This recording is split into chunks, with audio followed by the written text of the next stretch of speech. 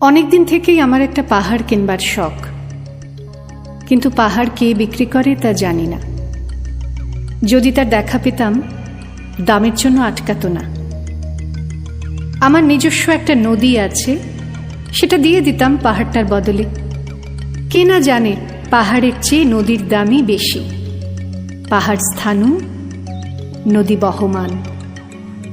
তবু আমি নদীর বদলে পাহাড়টাই কিনতাম, কারণ আমি ঠকতে চাই। নদীটাও অবশ্য কিনেছিলাম একটা দ্বীপের বদলে। ছেলেবেলায় আমার বেশ ছোটখাটো ছিমছাম একটা দ্বীপ ছিল, সেখানে অসংখ্য প্রজাপতি। শৈশবে দ্বীপটি ছিল বড় প্রিয়।